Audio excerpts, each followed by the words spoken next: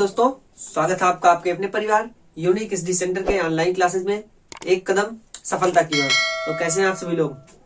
उम्मीद करते हैं कि आप सब अच्छे होंगे। ठीक है, तो जैसा कि सबको पता है, हम अपना 5वां चैप्टर लेके आ गए हैं। पिछले वाले वीडियो में हमने अपने इस चैप्टर का इंट्रोडक्शन देखा था कि इस चैप्टर में हमको कौन कौन सी चीजें पढ़नी है। ठीक है, तो उन्हीं में से एक टॉपिक होगा हमारा पहला टॉपिक, जो कि था क्या? Intermolecular forces. ठीक, यानी अंतराणविक बल। इसी पे हम चर्चा करेंगे आज। तो सबसे पहले तो आपको बता दूं कि मैटर हमारा चैप्टर है, स्टेट्स ऑफ मैटर, यानी कि पदार्थ की अवस्थाएं, यानी द्रव्य की अवस्थाएं। ठीक है, तो आपसे ये उम्मीद की जाती है, आप कक्षा 11 में पढ़ रहे हैं, यानी क्लास 11th में आप हैं, तो आपसे उम्मीद की जाती है कि आप पदार्थ की 3 अवस्थाओं के बारे में तो जानते ही होंगे। जैसे बात करें तो उन 3 अवस्थाओं में कौन कौन से? एक तो सॉलिड होगा, दूसरा लिक्विड, और इसी के साथ आप गैस, यानी कि ठोस, द्रव और गैस। इन तीनों के बारे में आपको कुछ ना कुछ जानकारी तो होगी। ठीक है, इन तीनों के बारे में थोड़ी बहुत जानकारी तो होगी, लेकिन आपने ये भी तो देखा होगा कि कोई एक ही पदार्थ तीनों रूपों में पाया जाता है। बात करें तो पानी यानी जिसका मॉलिक्यूलर फार्मूला होता है H2O, इससे तो सब परिचित होंगे ना, H2O। तो H2O हम देखते हैं वो गैस के रूप में भी मिलता है हमको, है ना, द्रव के रूप में भी मिलता है, ठोस के रूप में भी मिलता है ना। तो इन्हीं पे देखना है कि क्यों, आखिर क्यों, क्या क्या प्रॉपर्टीज होती है तब ये सॉलिड में बदलता है, यानी बर्फ, क्या क्या प्रॉपर्टीज हो जाती है तब ये लिक्विड में बदलता है, या क्या क्या कंडीशंस हो जाती है तब ये गैस रहता है। ठीक है, तो इसी की चीजों को हमको इस चैप्टर में अपने पढ़ना है। तो बात करें अभी तक पिछले अध्याय में हमने पढ़ा क्या कि अणु या मॉलिक्यूल या कहे तो एटम के बारे में पढ़ाना, उनकी साइज कैसी होगी, उनका आयनन कैसा होगा, उनका इलेक्ट्रॉनिक घनत्व कैसा होगा। ठीक है, इन्हीं चीजों के बारे में हमने जाना। लेकिन अब हम देखेंगे इन चीजों के बारे में जहां पे ग्रुप्स होंगे। ग्रुप्स का मतलब बात करें तो हमने बड़ी बड़ी चीजों के बारे में पढ़ा ना, कि बड़ी प्रॉपर्टीज कौन कौन सी होंगी। ठीक है, या कहे तो बल्कि प्रॉपर्टीज के बारे में। तो बात करें, अगर मान लीजिए हम पानी लेते हैं द्रव, जो कि यहाँ पे लिया गया है, ठीक है, लिक्विड के रूप में द्रव, तो क्या हमारी अंगुली को अगर गीली हो, ठीक है, तो अंगुली क्या एक अणु गीला करेगा, या कहे तो एक मॉलिक्यूल, जल का एक मॉलिक्यूल अणु गीला करे, मॉलिक्यूल हमारी अंगुली को गीला करेगा? नहीं ना। जब जल को हम पतीले में रख के उबालते हैं, तो क्या हम एक अणु को उबालते हैं? नहीं, हम उस समूह को, कहे तो ग्रुप को उबालते हैं, तब जल गर्म होता है ना। वाष्प बनते हैं, क्या जल का एक अणु वाष्प बनता है? नहीं, वो ग्रुप के रूप में वाष्प बनता है ना, यानी वेपर ग्रुप के रूप में बनता है। उसी तरीके से किसी भी सतह को भिगाने का कार्य पूरा वाटर का ग्रुप, कहे तो जो हमारा पानी का अणु होता है उसका पूरा ग्रुप, समूह, वो किसी भी सतह को भिगोता है, ना कि एक अणु। ठीक है, तो और वही होता है कि उन्हीं तीनों फॉर्म में एक सॉलिड में मिलता है, एक द्रव, कहने का मतलब पानी सॉलिड रूप में भी मिलता है, यानी ठोस में, द्रव में भी मिलता है, साथ ही साथ गैस के रूप में भी मिलता है। ठीक है, तो हमको यही देखना है कि कौन कौन सी कंडीशंस इस पे लगाई जाए, इस समूह पे, कि कब ये सॉलिड बन जाए और कब ये लिक्विड बन जाए, या फिर कब ये गैस बन जाए। ठीक है, हमारा चैप्टर भी वही है। ठीक है, पदार्थों के अवस्था। तो पदार्थ की ही 3 अवस्थाएं मुख्यतः होती है, कौन सी? सॉलिड, लिक्विड और गैस।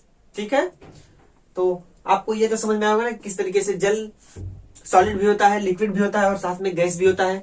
तो अब देखेंगे कि हम कौन कौन सी कंडीशंस इस पे लगे कि ये इस फॉर्म में आ जाए। ठीक है, तो इसमें सबसे पहले बात करें तो मॉलिक्यूलर फार्मूला, मॉलिक्यूलर प्रॉपर्टीज, यही है तीनों स्टेट में इसकी, चाहे ये ठोस हो, चाहे लिक्विड हो, या कहने का मतलब ठोस हो, चाहे द्रव हो, या फिर ये गैस हो। इसके जो रासायनिक व्यवहार है, ठीक है, रासायनिक व्यवहार इसके चेंज होंगे क्या? पानी का रासायनिक व्यवहार चेंज होगा? कुछ नहीं ना।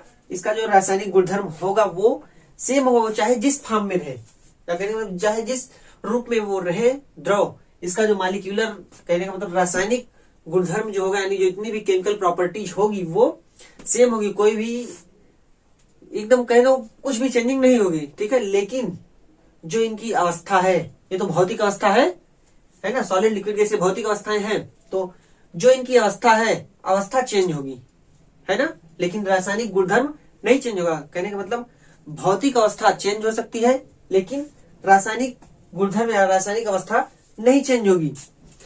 अब बात करें, लेकिन अवस्था, मान लेते हैं कि रासायनिक गुणधर्म नहीं चेंज होता, लेकिन जब कोई भी परिवर्तन होता है, कहने मतलब जब कोई रिएक्शन अभिक्रिया होती है, तब वो अभिक्रिया की दर डिपेंड करती है कि ये किस भौतिक अवस्था में है।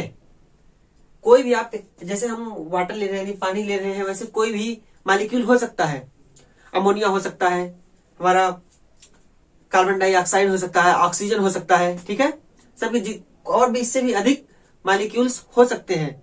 लेकिन बात है कि कोई भी जब अभिक्रिया करेगा, ये मान लीजिए कहीं पे अभिक्रिया होती है, तब जो अभिक्रिया की दर होती है वो इसकी अवस्था पे डिपेंड करता है कि कौन सी अवस्था में, यानी कौन सी भौतिक अवस्था में ये है, यानी जो भी मॉलिक्यूल का ग्रुप है वो कौन सी भौतिक अवस्था में है, ठीक है। तो इसीलिए एक रासायनिक, यानी जो रसायन पढ़ता है, उसके लिए ये जानना जरूरी है कि कौन कौन से ऐसे कंडीशंस हैं जो इनकी अवस्थाओं को नियंत्रित करते हैं, इनकी अवस्थाओं को एक रूप से दूसरे रूप में परिवर्तित कराते हैं, ठीक है, और किस तरीके से कंट्रोल में होते हैं उनको जानना जरूरी है। तो उन्हीं भौतिक नियमों को, या कहें तो उन्हीं कुछ नियम्स को हमको देखना है कि किस तरीके से इन अवस्थाओं को कंट्रोल किया जाएगा, ठीक है, अपने नियंत्रण में लिया जाएगा। तो जिसमें उसके लिए हमको जानना जरूरी है कि जो मॉलिक्यूल्स होते हैं, यानी जो मैटर होते हैं, उनके अंदर जो मॉलिक्यूल्स के बीच में लगने वाला अंतराणविक बल होता है, इसको जानना पड़ेगा, ठीक है। उनके जो कणों की गति होती है ऊष्मा के कारण, यानी जब उनको ऊर्जा दी जाती है तो इनके कणों की जो गति होती है वो किस तरीके से होती है, ठीक है। इसी तरीके से हमको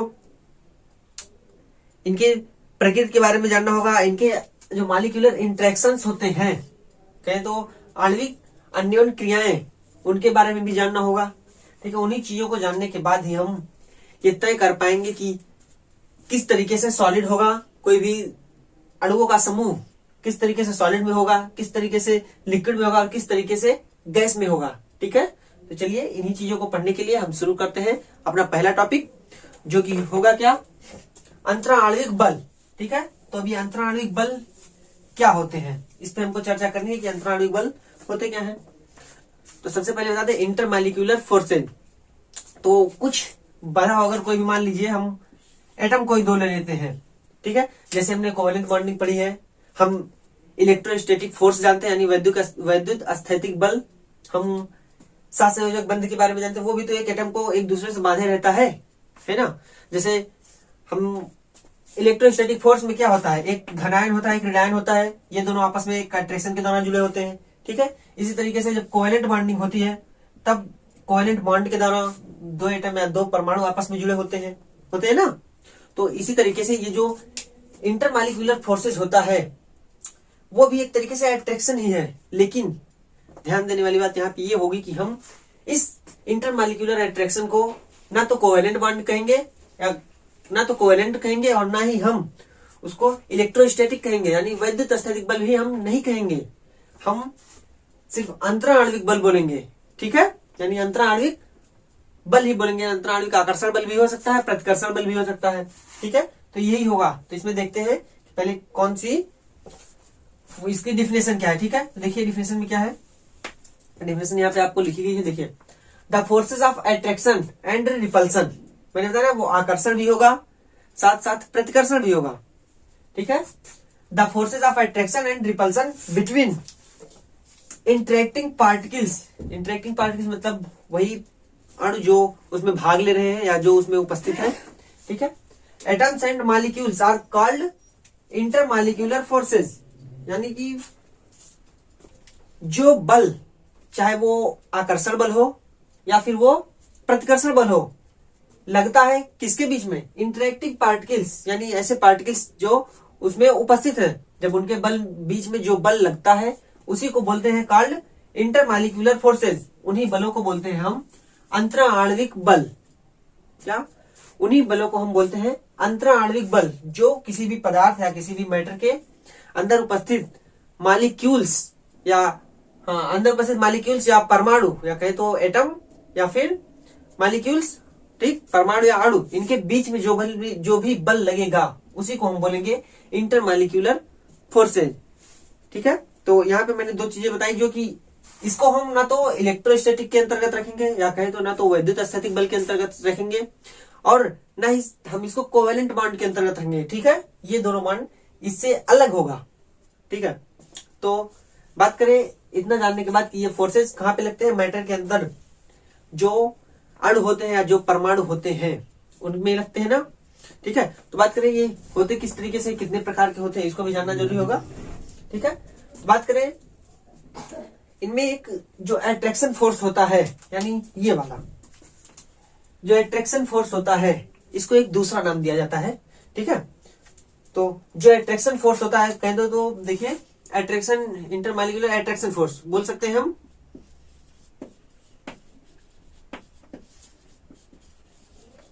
इंटरमॉलिक्यूलर अट्रैक्शन फोर्स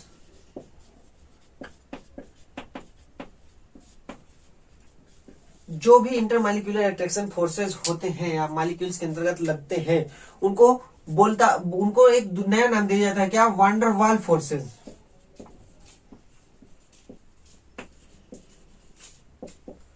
वान डर वाल्स आप फोर्सेस बोल सकते हैं, वान डर वाल्स इंटरेक्शन फोर्सेस बोल सकते हैं। ठीक है, तो वान डर वाल फोर्सेस, इसको एक नया नाम दे दिया जाता है, ये वान डर वाल फोर्सेस। ठीक है, कौन से, ये भी ध्यान रखिएगा, सिर्फ इंटरमॉलिक्यूलर अट्रैक्शन फोर्स यानी जो आकर्षण बल होगा, अंतराणविक आकर्षण बल होगा, उसी को बोला जाता है वान डर वाल फोर्सेज। और ये बोला क्या जाता है भाई, जो भी नाम वाली चीज होती है वो पता है ना, कि जो साइंटिस्ट उसको खोजे हुए रहते हैं उसी के लिए उनको बोला जाता है ना। तो ये दिया था वान डर वाल्स ने ही। ठीक है, जो डच के साइंटिस्ट है, यानी डच देश के साइंटिस्ट थे, वैज्ञानिक। ठीक है, तो उन्होंने ही, जिनका पूरा नाम था जोहान्स वान डर वाल्स। ठीक है, तो उन्होंने ही इसके बारे में बताया था, इसलिए इसका नाम भी वान डर वाल, उन्हीं के नाम पे वान डर वाल फोर्सेस रखा गया। और इन्होंने बताया कैसे था, इन्होंने इन्हीं बलों, जितने भी बल इसके अंतर्गत आते हैं, इसके अंतर्गत 3-4 बल आते हैं, उसको बताते हैं, अभी उसके बारे में चर्चा होती है। ठीक है, लेकिन इन्हीं बलों को आधार लेकर के इन्हीं वान डर वाल्स ने, जो जोहान्स वान डर वाल्स थे, उन्होंने बिहेवियर बताया किसका, कि जो विचलन बोल सकते हैं, कि विचलन बताया रियल गैस का, और साथ ही साथ जो आइडियल गैस यानी आदर्श गैस होती है और जो वास्तविक गैस होती है उनके बीच में, कि वास्तविक गैस किस तरीके से आदर्श गैस से विचलित होती है, यानी कितना विचलित होती है, उसी को डिफाइन किया था इन्होंने इस बल को लेकर के, यानी इसी बल को आधार मान के उसको बताया था कि किस तरीके से जो वास्तविक गैस होती है वो आदर्श गैस से विचलित होती है, यानी आदर्श गैसों वाली प्रॉपर्टी नहीं रखती है। ठीक है, तो वहीं पे इसलिए इसका नाम वान डर वाल फोर्सेस रखा गया। तो अब देखेंगे हम कि कौन कौन से फोर्सेज इसके अंतर्गत आते हैं, इसके अंतर्गत हमको कौन कौन से फोर्सेज के बारे में पढ़ना है। ठीक है, देख लीजिए। तो सबसे पहले बारी आएगी कि इसमें हम पढ़ेंगे कौन सी फोर्स। देखिए,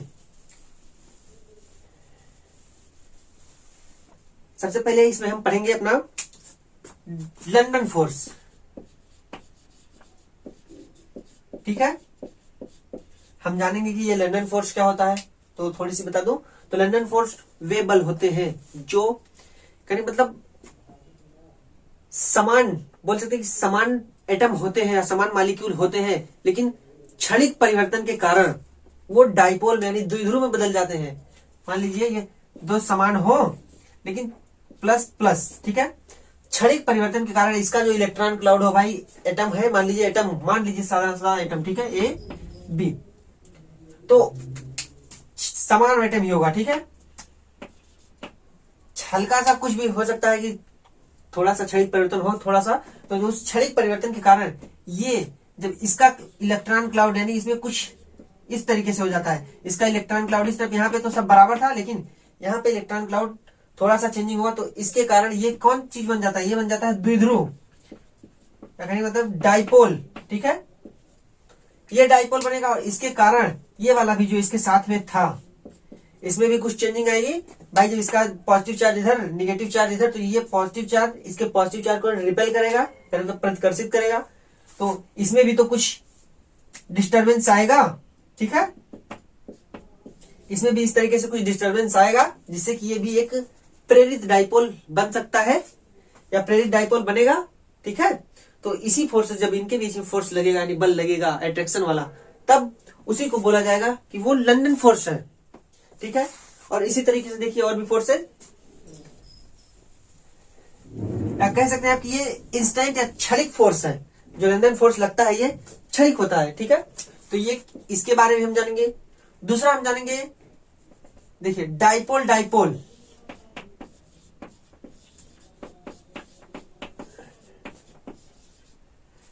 डाइपोल डाइपोल फोर्सेस। हम देखेंगे किस तरीके से दो द्विध्रुवों के बीच जो बल लगता है वो भी इंटरमॉलिक्यूलर फोर्सेस के अंतर्गत ही आता है। द्विध्रुव आपको याद हो तो पिछले चैप्टर में हमने द्विध्रुव के बारे में पढ़ा है, डाइपोल, तो साथ में डाइपोल मूवमेंट भी पढ़ा है, यानी द्विध्रुव आघूर्ण के बारे में भी हमने पिछले वीडियो में यानी पिछले चैप्टर में पढ़ाया है। ठीक है, तो हम देखेंगे किस तरीके से डाइपोल और डाइपोल के बीच में फोर्स लगेगा जो कि इसके अंतर्गत आएगा।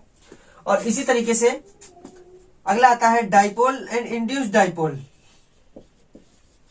डाइपोल इंड्यूस्ड डाइपोल,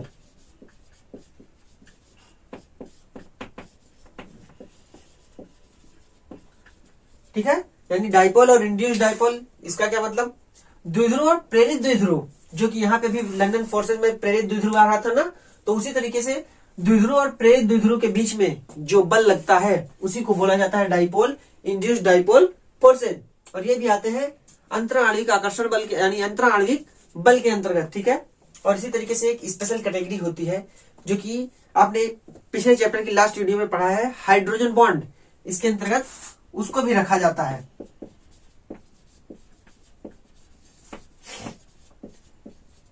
लेकिन एक बात ध्यान देने वाली है कि ये जो हाइड्रोजन बॉन्ड होता है ये कुछ स्पेशल कहे तो कुछ विशेष मॉलिक्यूल्स के लिए ही एप्लीकेबल है। ठीक है, यानी कुछ विशेष मॉलिक्यूल्स के लिए ही यूज किया जाता है हाइड्रोजन बॉन्ड को।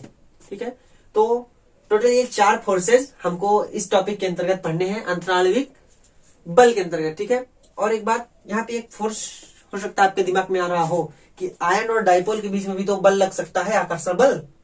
क्या आयन और डाइपोल, देखिए हो सकता है ना, आयन और डाइपोल, भाई इसमें भी तो आकर्षण बल लगे यानी अट्रैक्शन फोर्स लगने की संभावना है। मान लीजिए धनायन और इसका डाइपोल का ऋण सिरा हो तो अट्रैक्शन फोर्स लग सकता है, या धनायन आ जाएगा, ये आयन जो हो कैटायन हो और ये डाइपोल का पॉजिटिव सिरा हो, तब दोनों में प्रतिकर्षण भी लगेगा ना।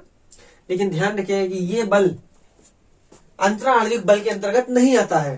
ठीक है, ये अलग है, और ये जो अंतराणविक बल यानी इंटरमॉलिक्यूलर फोर्सेस है वो अलग है। अंतराणविक आकर्षण यानी अंतराणविक बल के अंतर्गत हमको इन चीजों को ही पढ़ना है, यानी लंदन फोर्स जिसको हम बोलते हैं डिस्पर्सन फोर्स, साथ में डाइपोल डाइपोल फोर्स, फिर पढ़ेंगे हम डाइपोल इंड्यूस्ड डाइपोल फोर्स, और उसके बाद हमारी बारी आएगी हाइड्रोजन बॉन्ड की, जो कि हाइड्रोजन बॉन्ड आप पिछले चैप्टर के लास्ट वीडियो में पढ़ चुके हैं बहुत ही अच्छे से। ठीक है, तो यहाँ पे हम हाइड्रोजन बॉन्ड के बारे में डीपली चर्चा नहीं करेंगे, वैसे पढ़ा देंगे। ठीक है, तो देखिए इनको पढ़ने के बाद एक बार फिर से आप देखिए अंतराणविक बल क्या होते हैं। The forces of attraction and repulsion between interacting particles atoms या molecule are called intermolecular forces, यानी वे बल जो चाहे वो आकर्षण बल हो या प्रतिकर्षण बल हो जो इंटरेक्टिंग पार्टिकल यानी मॉलिक्यूल के अंतर्गत, मॉलिक्यूल में उपस्थित जो अणुओं के बीच में लगते हैं उन्हीं को बोलते हैं हम मॉलिक्यूलर इंटरमॉलिक्यूलर फोर्सेज यानी अंतराणविक बल। नाम से याद समझिए अंतराणविक बल।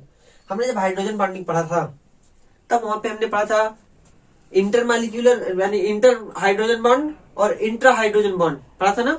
तो जो इंटरमॉलिक्यूलर हाइड्रोजन बॉन्ड था वो एक ही अणु के बीच में था। ठीक है, कौन सा इंट्रा वाला सिर्फ एक अणु के लिए था, लेकिन इंटरमॉलिक्यूलर फोर्सेज एक से अधिक अणुओं के बीच में लग रहे थे ना, तो वही उसी से समझिएगा अंतराणविक बल। ठीक है, तो चलिए हम अब देखते हैं अपना इसमें का पहला टॉपिक लंदन फोर्स की। लंदन फोर्स क्या होते हैं उसको विस्तार से हम समझते हैं। ठीक है, तो देखेंगे हम कौन सा डिस्पर्सन और लंदन फोर्स, या कहें जिसको प्रकीर्णन या लंदन बल। तो अब प्रकीर्णन या लंदन बल क्या होता है हमने भी थोड़ा सा इस पर डिस्कस किया था ना। तो देखते हैं कि ये जो प्रकीर्णन या लंदन बल होता है, कहें तो डिस्पर्सन और लंदन फोर्स होता है, ये होता किस तरीके से और किस प्रकार से ये मॉलिक्यूल्स में लगता है। तो देखिए पहले तो जान लीजिए लंदन बल का दूसरा नाम है डिस्पर्सन फोर्स, इसको डिस्पर्सन फोर्स बोले या फिर लंदन फोर्स बोले। दूसरी बात, ये बल हर समय अट्रैक्टिव होगा, मतलब आकर्षण बल होगा, कभी भी ये रिपल्सिव बल नहीं होगा, हर समय ये आकर्षण बल के रूप में ही रहेगा। ठीक है, और फिर ये बल जो है वो हर जगह कहे तो हर कण में उपस्थित होता है। कोई भी मॉलिक्यूल आप लेंगे तो वहां पे ये बल यानी लंदन फोर्स उपस्थित होगा। ठीक है, अब देखिए ये लंदन फोर्स होता क्या है। तो बात करें, कोई न्यूट्रल एटम लीजिए। ठीक है, देखिए जैसे बात करें तो हमको पता है कि जो न्यूट्रल एटम्स होते हैं उनमें जो डाइपोल मोमेंट का मान होता है, डाइपोल मोमेंट का मैग्नीट्यूड होता है, द्विध्रुव आघूर्ण वो 0 होता है। क्यों? क्योंकि जो उसके न्यूक्लियस और इलेक्ट्रॉन होते हैं वो सम्मिलित होते हैं। इलेक्ट्रॉन मतलब इलेक्ट्रॉन क्लाउड के रूप में हम लेते हैं ना, इलेक्ट्रॉन अब्र, तो वो सम्मिलित होते हैं, इसलिए उनमें कोई भी डाइपोल मोमेंट नहीं उपस्थित होता। जबकि जो डाइपोल होता है यानी द्विध्रुव, उसमें डाइपोल मोमेंट होता है, द्विध्रुव आघूर्ण, लेकिन न्यूट्रल मॉलिक्यूल्स में या न्यूट्रल एटम्स में ये संभव नहीं है। मतलब संभव है लेकिन ये होता नहीं, वो न्यूट्रल होते हैं, उदासीन होते हैं, क्योंकि उनमें कोई भी डाइपोल मोमेंट नहीं होता। हमने डाइपोल मोमेंट के बारे में अच्छे से पढ़ा है ना, कि जहां पे डाइपोल मोमेंट होगा वो अणु ही सम्मिलित नहीं होंगे, बाकी जहां पे डाइपोल मोमेंट का मान 0 आएगा वो सब अणु हो, एटम हो, वो सम्मिलित होगा। ठीक है, तो बात करें ये जो बल लगता है लंदन बल, वो ऐसे ही दो एटम्स या दो मॉलिक्यूल्स के बीच में ही लगता है, जहां पे वो पहले तो सम्मिलित हो, या कहने मतलब पहले तो वो सिमेट्री में हो, जो एटम हो वो सिमेट्री में, लेकिन कुछ परिस्थितियों के कारण वो इंस्टेंट कहे तो क्षणिक रूप से असम्मिलित हो जाए, कहने मतलब क्षणिक रूप से उसका जो इलेक्ट्रॉन क्लाउड हो वो किसी तरफ चला जाए, जिससे कि जो उसका इलेक्ट्रॉन क्लाउड दूसरी तरफ और उसका जो न्यूक्लियस हो वो दूसरी तरफ चला जाए।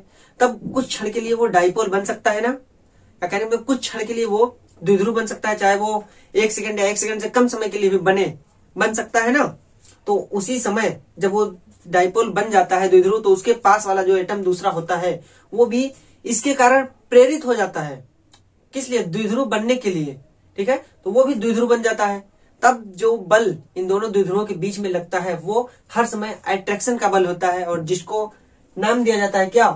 लंदन बल, या जिसको बोलते हैं हम प्रकीर्णन बल। ठीक है, तो इसको समझने के लिए हम देखिए फिगर से समझते हैं किस तरीके से। मान लीजिए हम कोई दो ले लेते हैं, 2 एटम, ठीक है, और दोनों न्यूट्रल एटम है, ठीक, ए और बी, दोनों न्यूट्रल एटम जिनके बीच में प्लस चार्ज और इनके इलेक्ट्रॉन क्लाउड भी एक समान रूप से फैले हुए हैं। ठीक है,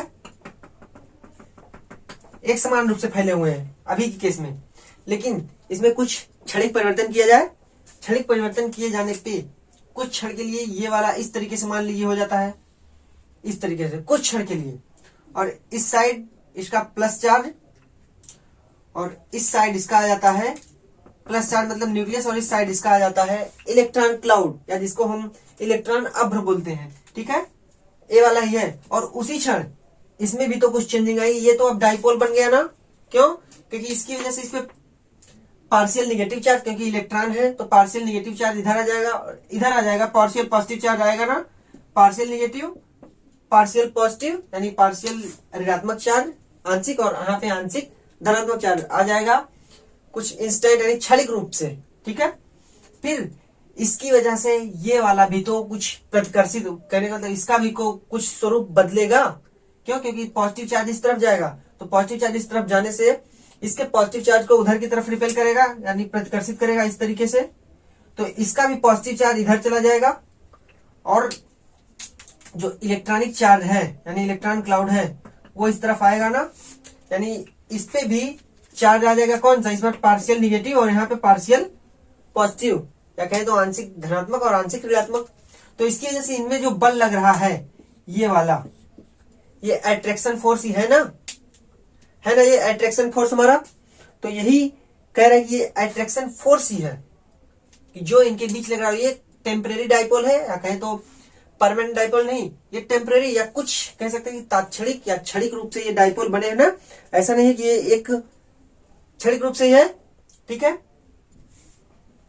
परमानेंट डाइपोल नहीं, ये अगले क्षण सम्मिलित में आ सकते हैं फिर से इस तरीके से, और इसी तरीके से हो सकता है। देखिए ये डाइपोल इस तरीके से बने, ये धन चार्ज इधर आ जाए, ठीक, और इसका जो इलेक्ट्रॉन क्लाउड हो वो इस साइड आ जाए। और इस केस में क्या होगा? इस केस में जो ये वाला होगा उसका पॉजिटिव चार्ज तब इस तरफ आ जाएगा, और इधर चला जाएगा इसका इलेक्ट्रॉनिक चार्ज या इलेक्ट्रॉन क्लाउड। तब भी तो यहाँ पे अट्रैक्शन फोर्स ही लगेगा इस तरफ और इस तरफ, यानी ये भी एक तरीके से अट्रैक्शन फोर्स ही होगा। ठीक है, आकर्षण बल ही। तो ये क्या है? ये हमारा सम्मिलित एटम था, एटम मानिए या मॉलिक्यूल भी मान सकते हैं हम, वैसे एटम यानी परमाणु मानते हुए चलते हैं। ठीक है, तो ये 2 परमाणु थे जो कि नजदीक रखे गए। ठीक है, नजदीक रखने के कारण हो सकता है कि कुछ क्षणिक इसमें सममित थे, लेकिन क्षणिक परिवर्तन के कारण ये डाइपोल बन गए कुछ क्षण के लिए। और इसके डाइपोल बनने से ये वाला जो दूसरा एटम था, यानी दूसरा वाला परमाणु जो था, वो प्रेरित होकर के डाइपोल बन गया, यानी इंड्यूस्ड डाइपोल बन गया, इंड्यूस्ड द्विध्रुव। ठीक है, और इसकी वजह से इन दोनों के बीच में जो अट्रैक्शन फोर्स लगा, उसी को नाम दे दिया गया क्या, लंदन बल, यानी प्रकीर्णन बल। ठीक है, और ये फोर्स हर कण में उपस्थित होता है, यानी हर पदार्थ में उपस्थित होता है। ठीक है, और ये हर समय अट्रैक्शन फोर्स होगा, क्योंकि डाइपोल के बीच में लग रहा है। ठीक है, तो हर समय ये आकर्षण बल ही होगा। तो अब देखिए, इसको बात करें तो इस पूरे आकर्षण को, ठीक है, यानी इस बल को सबसे पहले देखा था डच साइंटिस्ट थे। देखिए, इसको सबसे पहले डच साइंटिस्ट थे, भौतिक विज्ञानी थे, इनका जिनका नाम था फ्रिट्ज लंदन। फ्रिट्ज लंदन, ठीक है, इन्होंने ही इस बल के बारे में बताया था सबसे पहले। तो इसीलिए इन्हीं के नाम पे इस बल को लंदन बल, यानी लंदन बल का नाम दे दिया जाता है। ठीक है, कौन से, फ्रिट्ज लंदन। ठीक है, तो इन्होंने इसके बारे में बताया था, इसलिए इनका नाम लंदन बल रखा गया। तो अब सीधी सीधी भाषा में कहें तो इसको हम डिफाइन कैसे कर सकते हैं, ये देख लिया ना, ये परमानेंट डाइपोल नहीं है, टेम्पररी डाइपोल है। ठीक है, यानी कुछ क्षण के लिए। तो देखिए, the force of attraction between two temporary dipoles are called, देखिए यहाँ पे टेम्पररी डाइपोल लिख दिया गया ना, the force of attraction between two temporary dipoles are called London forces, यानी दो टेम्पररी डाइपोल, अस्थायी बोल सकते हैं ना, दो अस्थायी द्विध्रुवों के बीच लगने वाले आकर्षण बल को लंदन फोर्स या लंदन बल कहते हैं, या जिसका दूसरा नाम है प्रकीर्णन बल।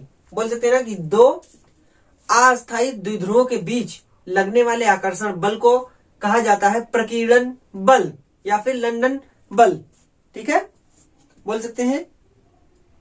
और एक बात और बता दें कि ये बल हर समय अट्रैक्शन होगा, यानी अट्रैक्टिव फोर्स होगा, आकर्षण बल, और इसकी जो इंट्रैक्शन एनर्जी होती है, यानी इसकी जो अन्योन्यकारी ऊर्जा होती है, वो इसमें उपस्थित दो, यानी जिन दो एटम्स या जिन दो कणों के बीच में ये ऊर्जा लग रही है, यानी ये बल लग रहा है, उनके बीच की दूरी जो होती है, distance of two particles, distance between two particles, उनके बीच की जो दूरी होती है, उसके छठी घात के, देखना r⁶, उसकी छठी घात के व्युत्क्रमानुपाती होती है।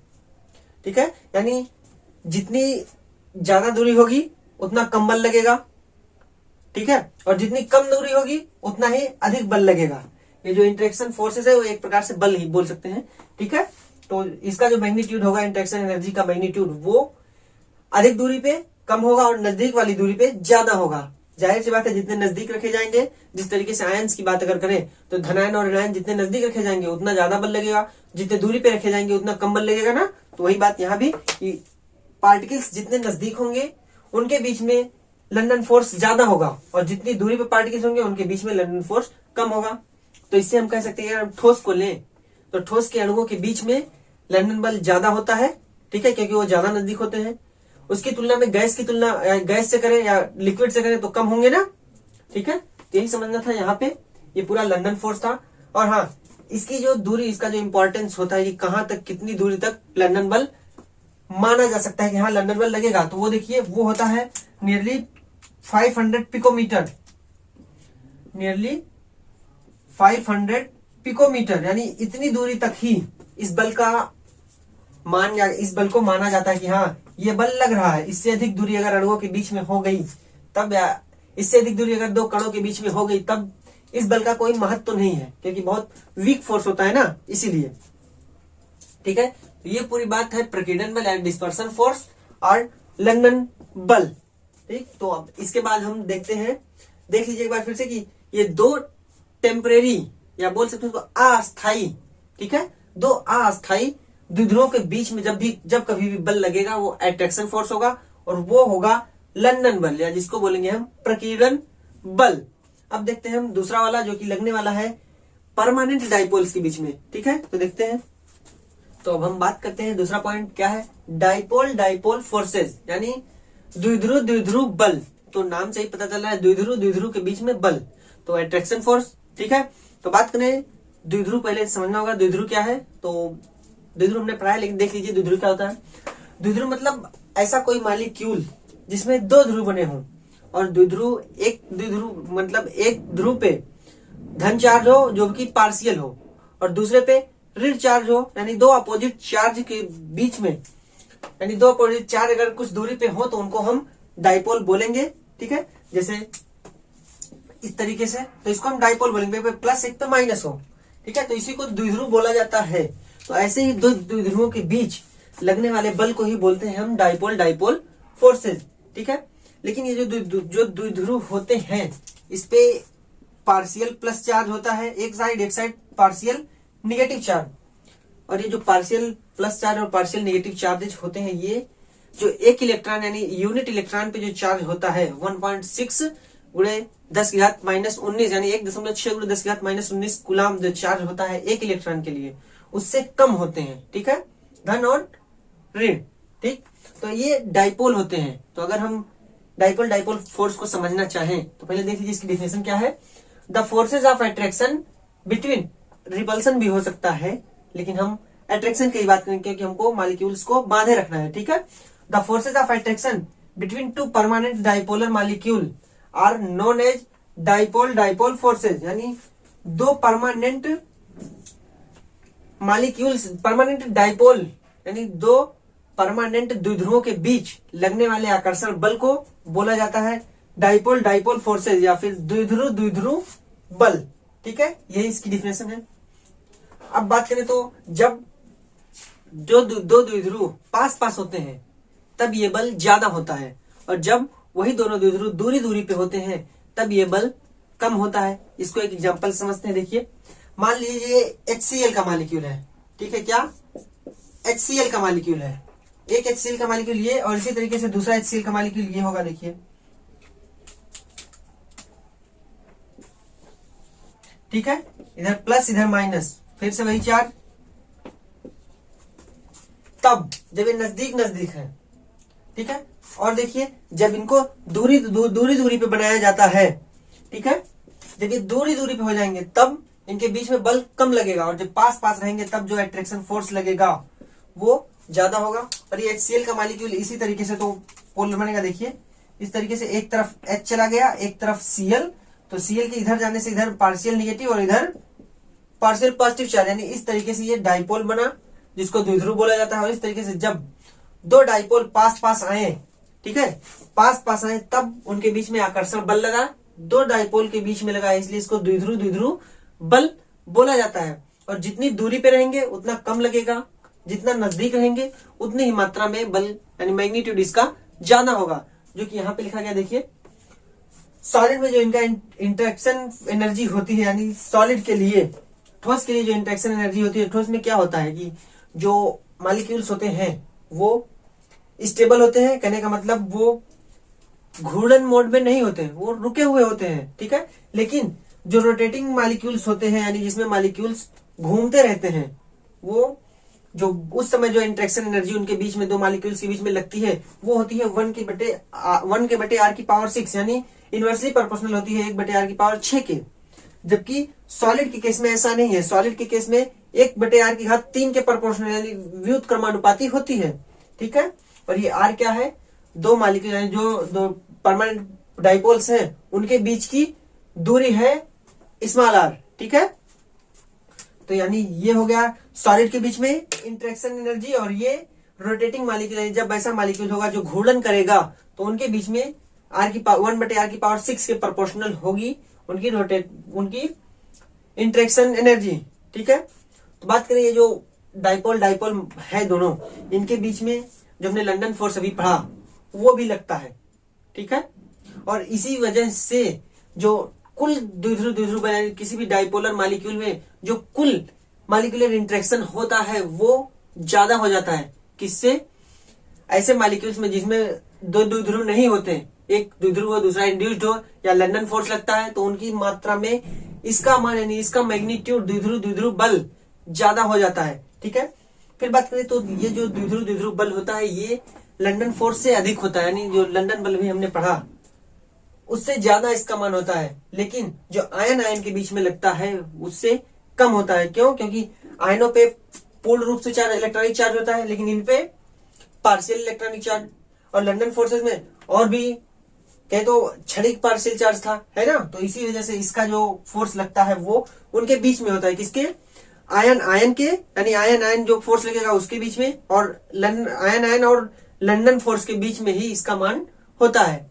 ठीक है, तो ये था डाइपोल डाइपोल मॉलिक्यूल यानी डाइपोल डाइपोल फोर्सेज, जिसमें हमने देखा किस तरीके से डाइपोल डाइपोल के बीच में यानी द्विध्रुव और दूसरे द्विध्रुव के बीच में बल लगता है, तो उसी को हम बोलते हैं कि डाइपोल डाइपोल फोर्स यहाँ पे है।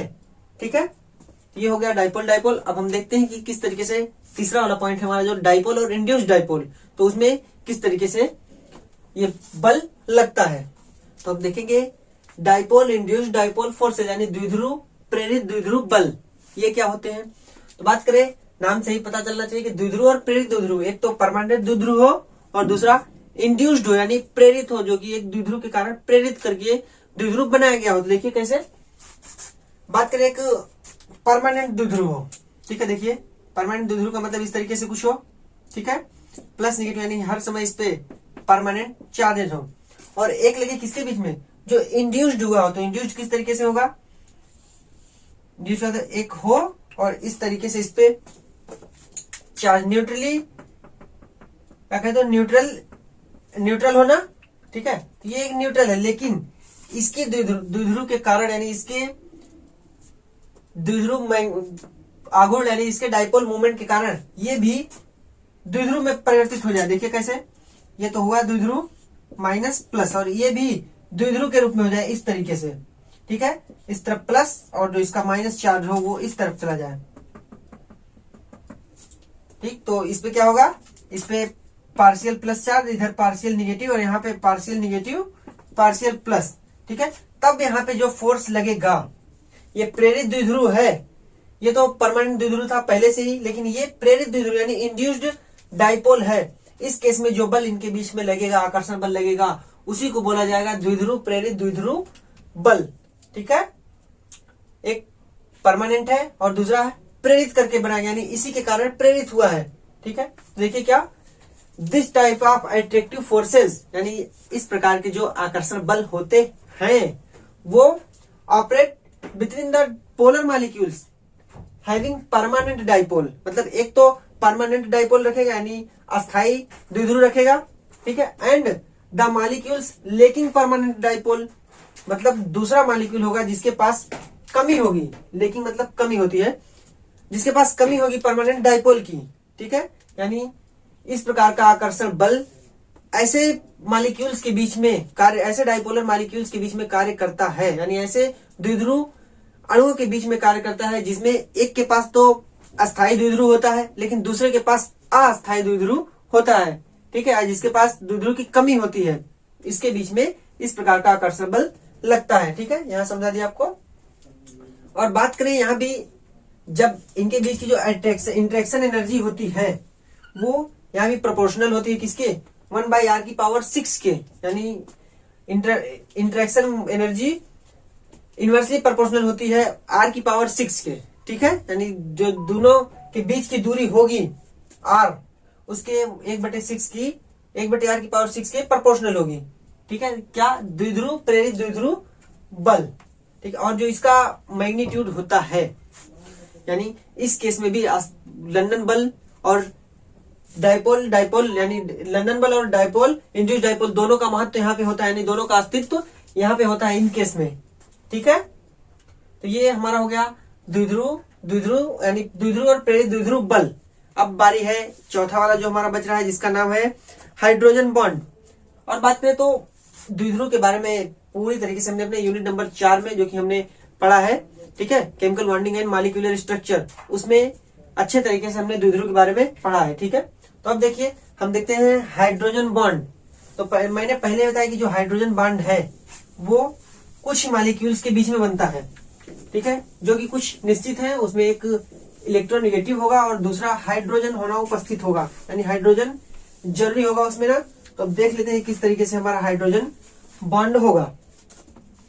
तो बारी है चौथे पॉइंट की, यानी हाइड्रोजन आबंध की। ये हाइड्रोजन आबंध क्या होता है, इसके बारे में हमने अपने पिछले चैप्टर के लास्ट वीडियो में अच्छे से चर्चा की है। ठीक है, लेकिन यहाँ भी जान लेते हैं। तो बात करें हाइड्रोजन आबंध, मुख्यतः उन्हीं मॉलिक्यूल्स यानी उन्हीं अणुओं के बीच में लगता है जहां पे एक तो हाइड्रोजन बॉन्ड हो, यानी एक हाइड्रोजन एटम हो, और दूसरा हो कोई इलेक्ट्रोनिगेटिव एटम। जैसे बात करें NH हो, ठीक है, N और H के बीच में हाइड्रोजन बॉन्ड हो, OH के बीच में हाइड्रोजन बॉन्ड होगा, इसी तरीके से HF के बीच में हाइड्रोजन बॉन्ड हो। तो ये जो हाईली इलेक्ट्रोनिगेटिव एलिमेंट है, यानी हाईली इलेक्ट्रोनिगेटिव तत्व तो हमारे हैं कौन कौन से, N और H। यानी ये जो हाईली इलेक्ट्रोनिगेटिव तत्व हमारे हैं नाइट्रोजन, ऑक्सीजन, फ्लोरीन।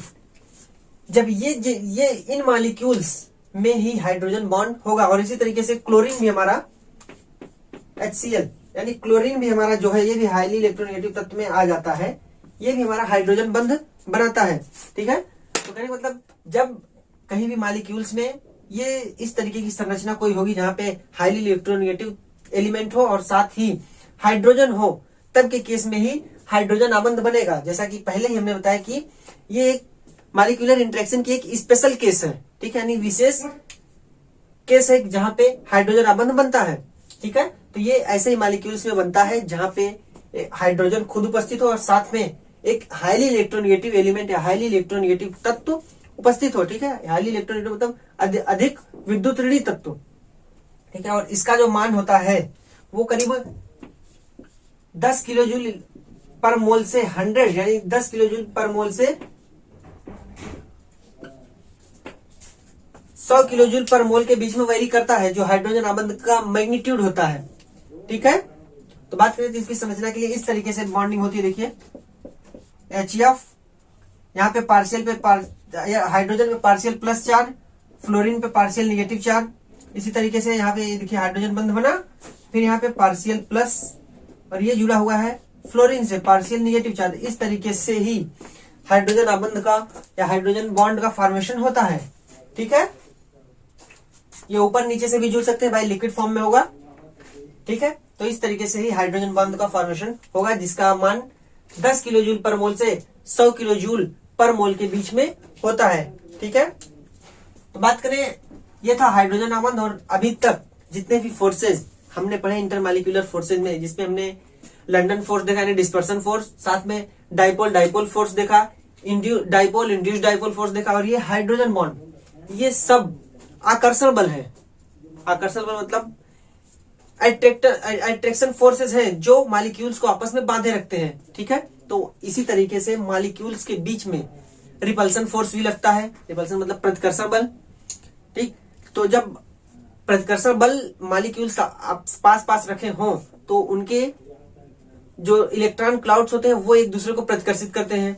उनके जो न्यूक्लियस होते हैं यानी नाभिक, वो एक दूसरे को प्रतिकर्षित करते हैं, जिसकी वजह से उनके बीच में प्रतिकर्षण बल आ जाता है। और इसी वजह से हम अगर सॉलिड को दबाएं यानी सॉलिड को कंप्रेस करें तो नहीं कर पाते हैं, लिक्विड को कंप्रेस करें तो कम मात्रा में होगा, लेकिन गैस को कंप्रेस करें तो आसानी से कंप्रेस हो जाती है ना, यानी आसानी से संपीड़ित हो जाती है। लेकिन लिक्विड और ठोस यानी सॉलिड और ठोस कहें तो सॉलिड और लिक्विड ये आसानी से कंप्रेस नहीं हो पाते हैं। यही कारण है क्योंकि इनके बीच में जो रिपल्सन फोर्स होता है मॉलिक्यूल्स में वो उनको कंप्रेस नहीं होने देता, ठीक है। तो ये पूरी बात रही इन मॉलिक्यूलर इंटरेक्शंस की, ठीक है। और इसी कारण यानी जो प्रतिकर्षण होता है, इसी कारण से ही जो उनमें अन्योन प्रतिकर्षण अन्योन क्रिया होती है उसमें वृद्धि हो जाती है, ठीक है। और वो कारण उन्हीं चार्जेज के रूप में, क्योंकि निगेटिव चार्ज इलेक्ट्रॉन क्लाउड और दूसरे का भी निगेटिव चार्ज इलेक्ट्रॉन क्लाउड, वे एक दूसरे को प्रतिकर्षित किया।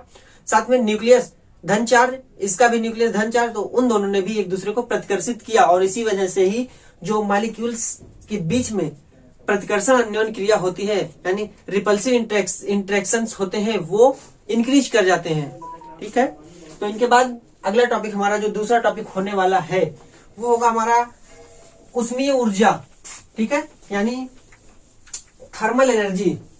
तो हम थर्मल एनर्जी अपना टॉपिक अगले वीडियो में देखेंगे, ठीक है।